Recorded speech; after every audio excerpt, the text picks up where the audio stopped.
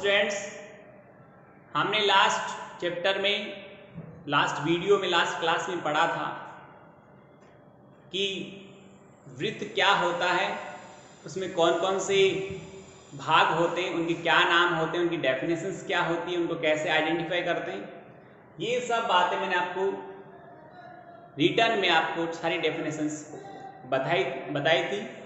और आज मैं आपको जो अंश माप होता है उससे रिलेटेड बात करता हूँ।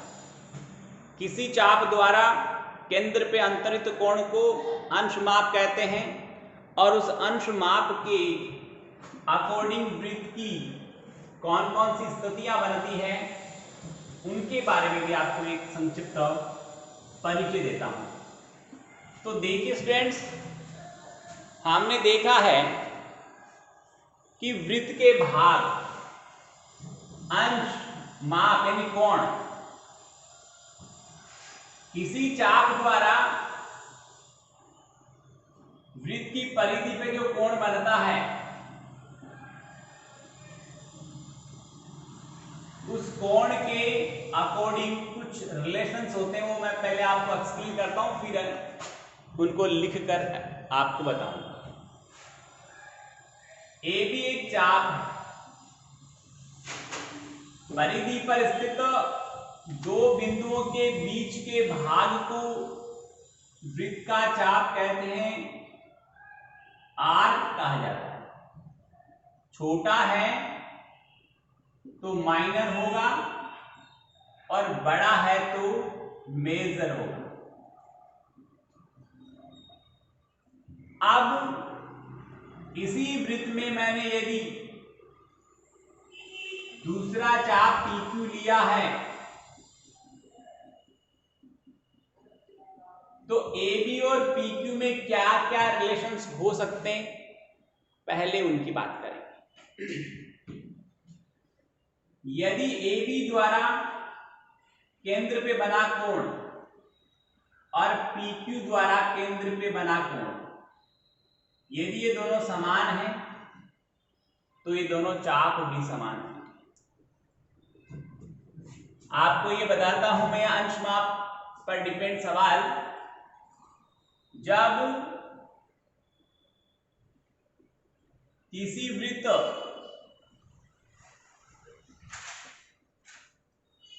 के दो चाप या दो चापों के अंश माप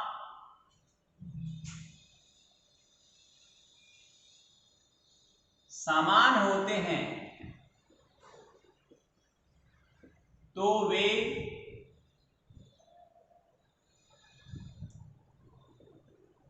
चाप भी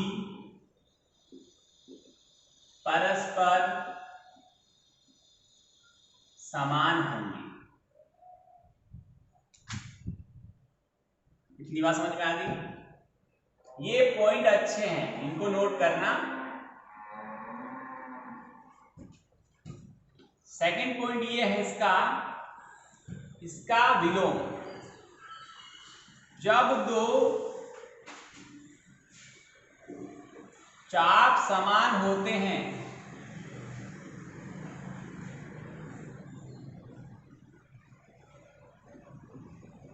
तो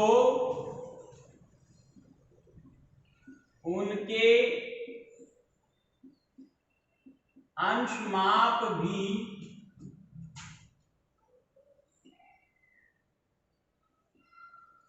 समान होते हैं। और तीसरा रिलेशन ये है, यदि मैं AB को ज्वाइन करता हूं तो परिधि के दो बिंदुओं को मिलाने वाला रेखाखंड जीवा कहलाता है। एक तो जीवा AB हो गई और एक जीवा PQ हो गई। तो यहां पर तीन वैल्यूज, चाप, जीवा और अंशमाप। चाप, जीवा और अंशमाप, इन तीनों में रिलेशन होता है। इन तीनों में से कोई एक एक समान है तो बचे हुए दोनों भाग भी परस्पर समान होंगे। सपोज करिए दोनों के एंगल बराबर हैं, दोनों चापों द्वारा केंद्र पे बने कोण समान हैं, अर्थात दोनों चाप के अंश माप समान हैं, तो ये दोनों जीवाएं भी समान होगी और वे दोनों चाप भी समान होंगे। यदि जीवाएं समान हैं तो दोनों चाप भी समान होंगे, उनके द्वारा केंद्र पर अंतरित कोण भी समान होंगे। यदि चाप समान है तो केंद्र पर अंतरित कोण भी समान होंगे और वो जीवाएं भी समान होगी। इट मीन्स यहां जो तीन वैल्यूज हैं, चाप जीवा कोण, चाप जीवा कोण, यदि दो स्थितियां हैं, इन दोनों में से चाप जीवा कोण में से कोई भी एक एक वैल्यू, संगत वैल्यू बराबर है, कोण कोण के, जीवा जीवा के, चाप चाप की संगत वैल्यू होनी चाहिए। ऐसा नहीं उसका कोण इसकी जीवा, ऐसा नहीं होगा। यदि समान है तो इनमें रिमेनिंग जो पार्ट्स हैं दोनों, वो भी क्या होंगे, समान। तो यहां लिख दूं मैं सिंपल सी भाषा में,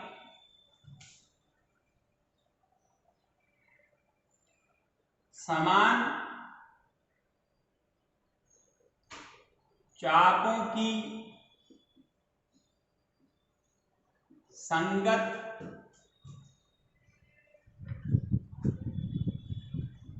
जीवाएं व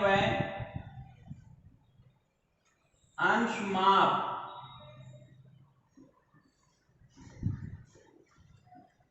समान होते हैं।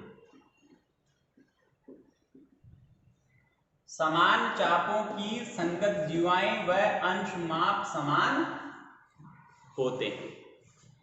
इसके आगे चलिए स्टूडेंट्स, यदि कुछ प्रॉपर्टीज की ओर हम बात करें तो वो ये है, वो आपको मालूम है लिखने की जरूरत नहीं, मैं एक्सप्लेन कर दूं, बता दूं कि जब दो वृत्तों की त्रिज्याएं समान होती है तो वे दोनों वृत्त सर्वांगसम वृत्त कहलाते हैं।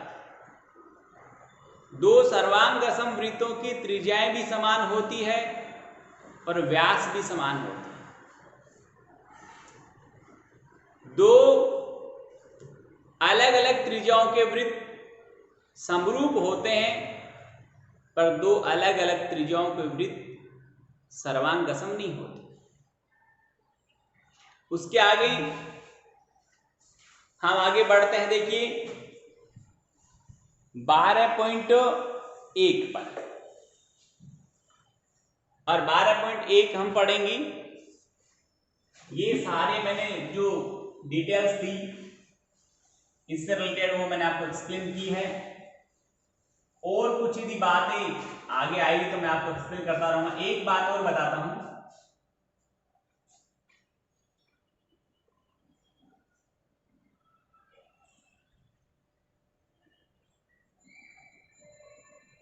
एक वृत्त है और ये वृत्त का व्यास है।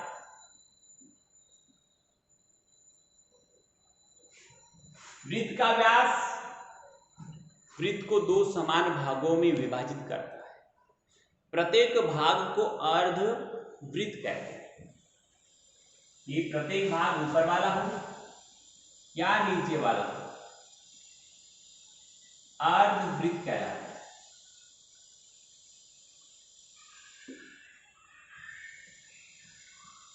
सेमी सर्कल बोलते हैं इसे, अर्धवृत्त। और यदि इस व्यास के दोनों सिरों से कोई दो रेखाएं निकलकर परिधि के किसी भी बिंदु पर यदि प्रतिच्छेद करे, मिले, तो ये कोण सदैव समकोण होता है 90 डिग्री का। और इस कोण को हमेशा अर्धवृत्त में बना कोण कहते हैं। अर्धवृत्त में बना कोण क्या होता है, समकोण होता है। ये लाइन हमें याद रखनी है। अर्धवृत्त में बना कोण क्या होता है? समकोण। इसका विलोम भी सुन लीजिए।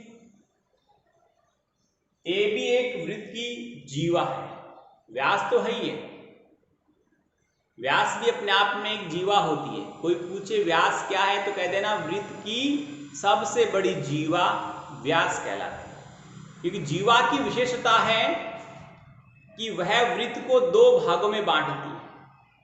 यदि वो व्यास है तो दोनों भाग समान होंगे, और वो व्यास नहीं है तो दोनों भाग अलग अलग आकार के होंगे।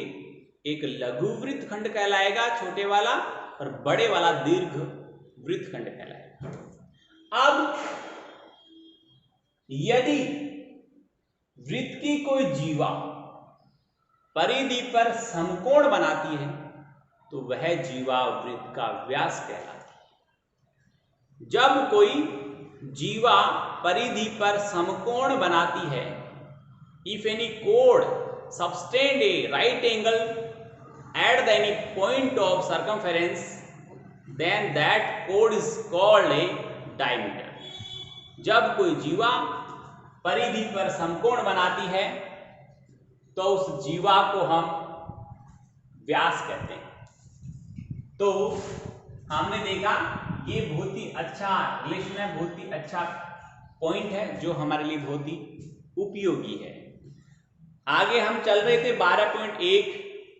आप बुक खोल लें और बुक के क्वेश्चंस आप मेरे साथ साथ देखें, इनके आंसर आपको मैं एक्सप्लेन करता हूं। First, fill in the blanks, रिक्त स्थान भरने। और कह रहा है वृत्त का केंद्र वृत्त के कहां स्थित होता है? अंदर स्थित होता है। यदि हम वृत्त की भाग करें तो 3 भाग होते हैं इसके। ये अंदर है, ये वृत्त के ऊपर है, और ये बाहर है। समझ में आ गया? इसके लिए भी मैं बात करता हूं आपको। मैंने इसे P नाम दिया।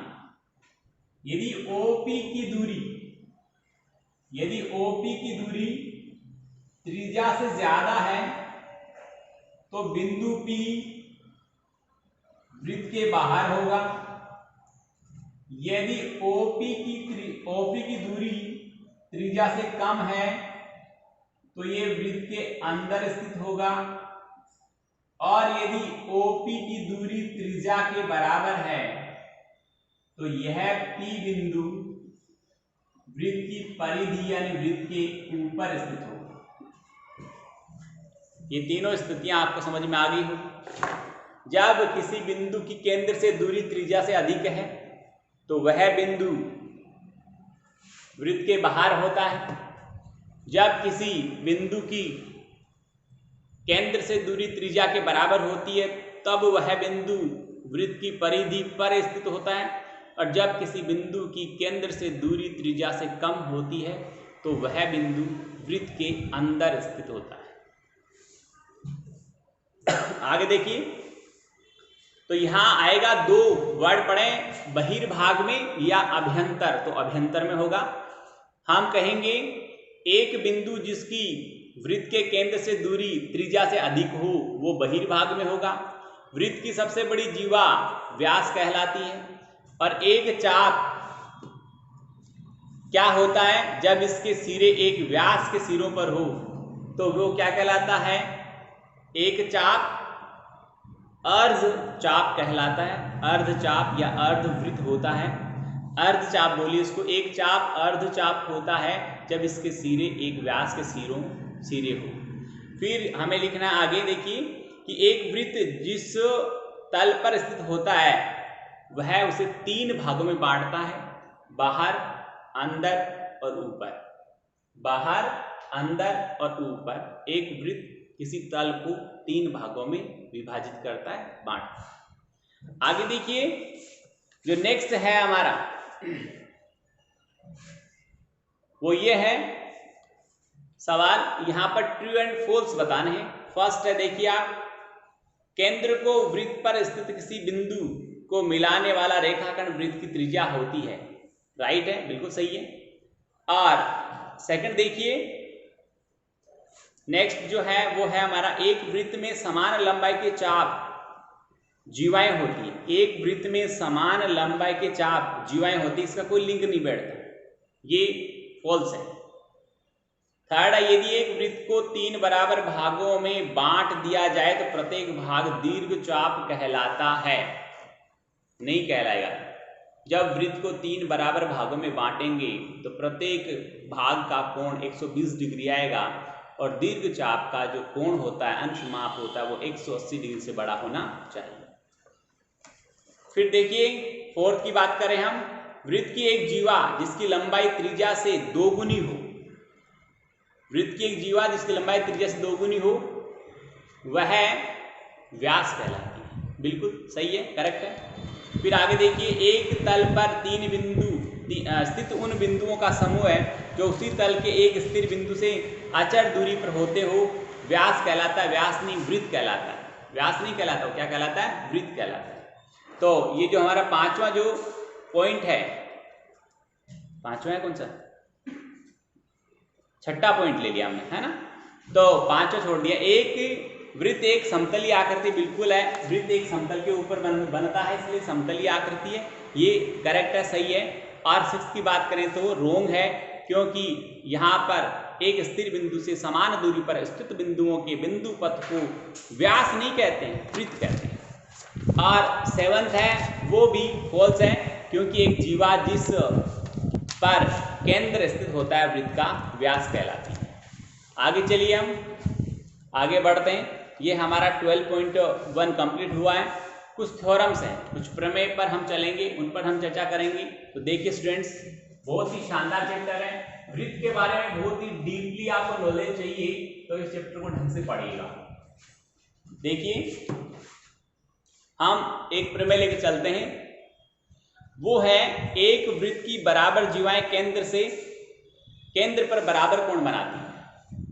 एक वृत्त की बराबर जीवाएं केंद्र पर बराबर कोण बनाती है, इस प्रमेय का हम सत्यापन कर रहे हैं। मैंने जीवा ले ली यहां पर ए बी, एक इधर जीवा ले ली मैंने सी डी, और केंद्र है इसका ओ।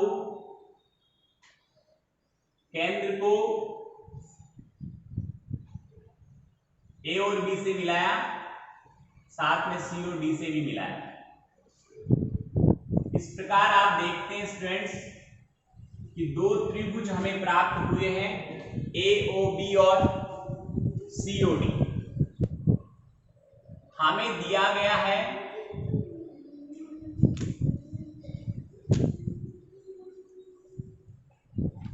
कि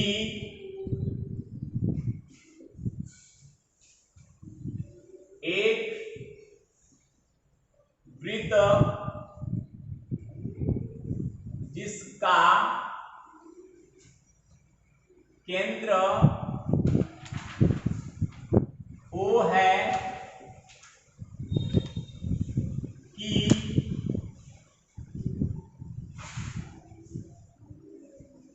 दो जीवाएं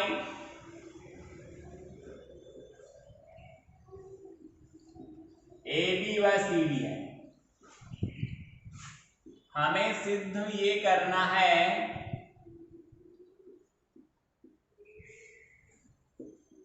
कि जीवा ए बी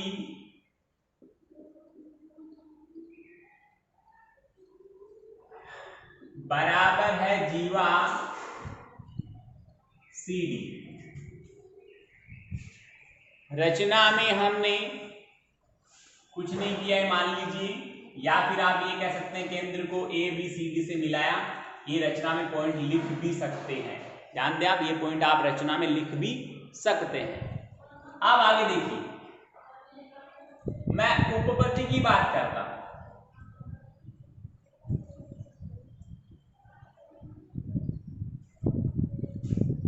त्रिभुज AOB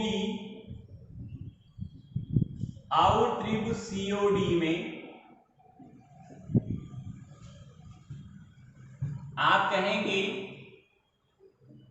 OA बराबर OC और सबको भी बराबर लिख दूं मैं, OB और बराबर OB, सभी बराबर, क्योंकि हम जानते हैं केंद्र से परिधि तक की दूरी को त्रिज्या कहते हैं। एक वृत्त की सभी त्रिज्याएं समान होती है, चाहे 1 हो, चाहे 5 हो, 50 हो, सब बराबर होती है। अब देखिए हम आगे बात करते हैं। यहां दोनों जो त्रिभुज हैं उसमें जीवा बराबर हमें सिद्ध करनी है, तो हमें यह भी दिया हुआ होगा कि कोण बराबर है। तो हम लिख दें कोण AOB बराबर है कोण COD, ये भी आपको दिया हुआ मिलेगा। जीवा बराबर सिद्ध करनी है तो कोण बराबर दिया हुआ मिलेगा, और कोण बराबर सिद्ध करना है तो जीवा बराबर दी हुई मिलेगी। तो हम यहां पहले जीवा को बराबर सिद्ध कर देते हैं, फिर कोण को इसका इनवर्स लेकर कर देंगे, एक ही बात है। तो हम कहेंगे कि कोण AOB बराबर कोण COD, ये कहां से आया, ये आपको दिया है, आता है भुजा कोण भुजा,